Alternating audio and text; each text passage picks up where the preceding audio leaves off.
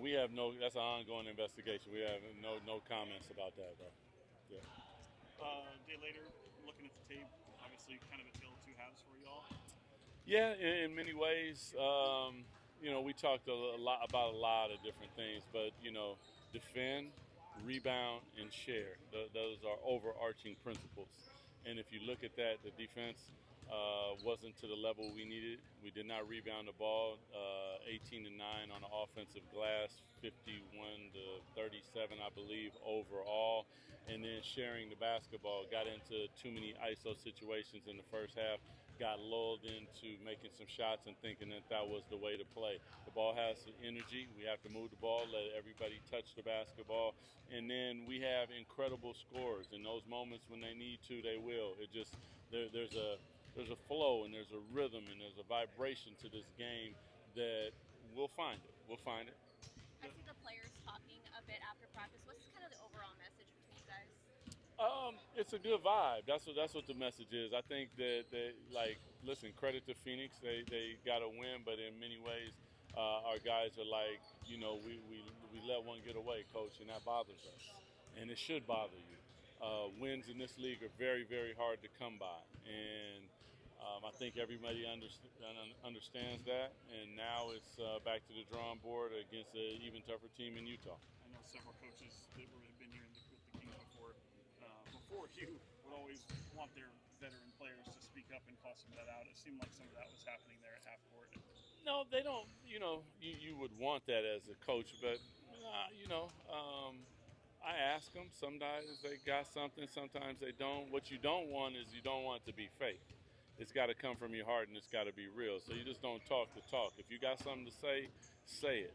And most times when they do, and they have all spoken, speaking of the veterans, and when they did, it was poignant and it was to the point, and it was exactly what needed to be heard by the group. Because one thing that you understand about team sports, when you get inside that locker room, you understand what's going on inside that locker room. So you know why and how and what and all those different things.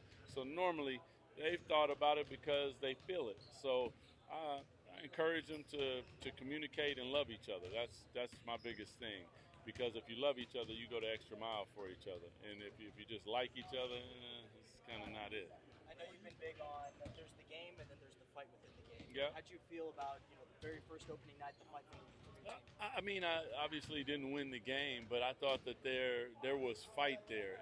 It's not still to the level that we want, but because I thought that like in the first quarter, in the first half, there was some spunk in the defense. In the second half, I thought that we came out and there was a bit of, we were second to the ball. We didn't react the way that we need to react. Like, it's, games online. Like, when that happens, we're punching first. And that, there are parts of this that we all have to learn together. And that's what I told them today is like, listen, we in this together. Like, we going to win together. We going to lose together. I'm going to be the one taking all the bullets. I'm okay with that.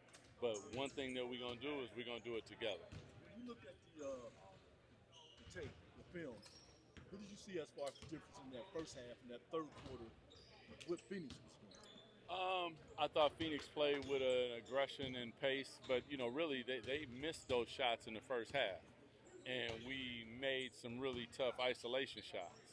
And you get lulled into thinking that, oh, okay, that's how it's going to be. 19-point lead in this league is absolutely nothing.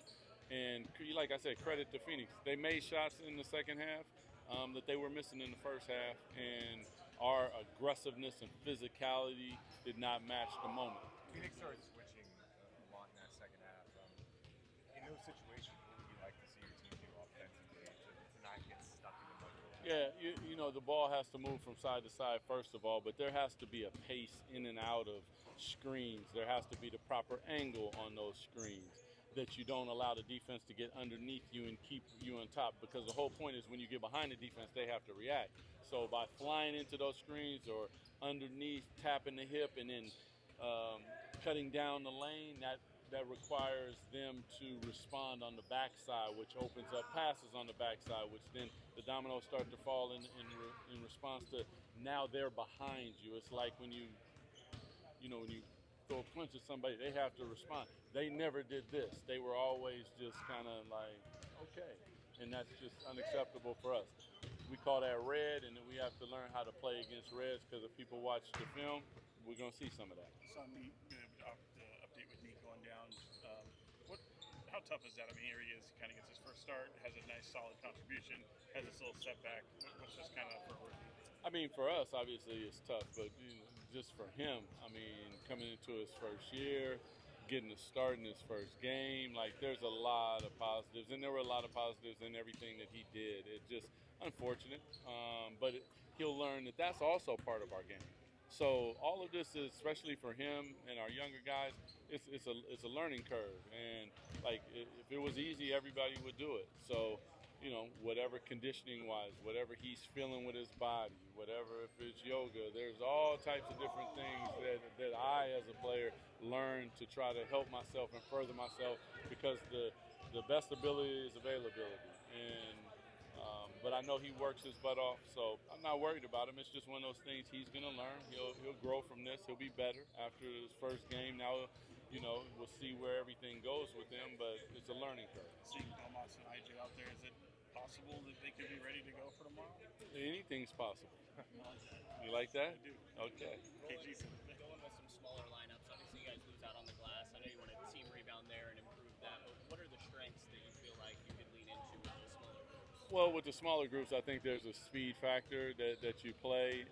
There should be an aggressiveness factor. There should be a defensive, make them feel us factor. There should be a 94 feet or, just the picking up higher factor. There are things that play into our favor as well. When it comes to small ball or big ball, whichever wins out on that particular night wins out. It's not like one is better than the other. If they're playing big and they're not getting rebounds and we're getting rebounds, then it's not really helpful for them. If we're playing small and we're not getting rebounds and not making shots, then it doesn't play in it for us. Kind of along those lines. What was your conversation with the team about those 10 free throws that they missed? Make them. Kind of along the lines of just, the size and what you guys give up. Obviously, so much would be made about the offensive rebounds last night. Do you go in there kind of like, I don't know, this might be silly, but is there a barometer there where you're like, okay, this is far too many? Or do you expect to give up some of those on that end due to the lack of size? I think that the league has changed, and a lot of teams are crashing 5 players. And you have to adjust to that because it's a different philosophy than has been seen before. I would even say it's not really crashing. They're just going to what you call tag, so they're going to touch you and be on top of you. And when that happens, it really turns into a 50-50 ball. But if you don't tag them, they're free, and then normally that 50-50 ball comes to them. So it's something that we have to work on and we have to become better at, because we're going to see it with a lot of teams. They're going to be sending people, and like I said, it's not necessarily like they're running in there to get offensive rebounds. They're running in there to put themselves in position to say, there's a loose ball. How bad do you want it? Thanks, everyone. Appreciate you.